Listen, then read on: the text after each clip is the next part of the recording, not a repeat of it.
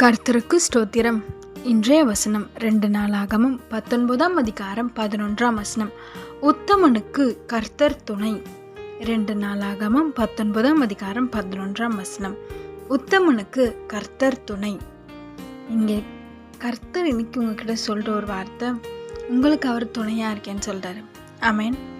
நீங்கள் நினைக்கிறீங்க, என்னோடய ஆஃபீஸில் நான் உண்மையாக இருக்கிறேன், என் ஸ்கூலில் நான் உண்மையாக இருக்கிறேன், இல்லை என்னோடய வீட்டில் நான் உண்மையாக இருக்கிறேன், என்னை சுற்றிலும் உள்ளவங்களிடம் நான் உண்மையாக இருக்கிறேன், ஆனாலும் என்னை நிந்திக்கிறாங்க, என்னை கஷ்டப்படுத்துகிறாங்க, என்னை பொய் குற்றச்சாட்டு என் மேலே வைக்கிறாங்க அப்படின்னு சொல்லி கலங்கி போயிருக்கிறீங்களா? இந்த தவறு நான் பண்ணவே இல்லை, ஆனாலும் என்னை கஷ்டப்படுத்தி குற்றப்படுத்துகிறாங்க அப்படின்னு நினைக்கிறீங்களா?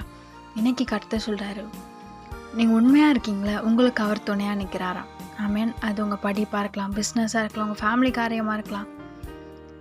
யார் எதிர்த்து வந்தாலும் கர்த்தர் உங்களுக்கு துணையாக இருக்கிறார். ஆமேன்.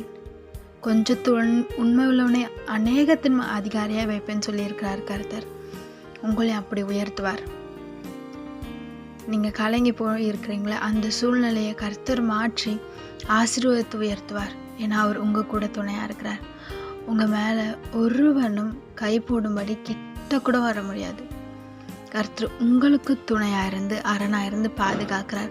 பயப்படாதீங்க. அவர் உங்களை நிச்சயமாக உயர்த்துவார், ஆசீர்வதிப்பார், சாட்சியாக நிறுத்துவார். ஆமேன்.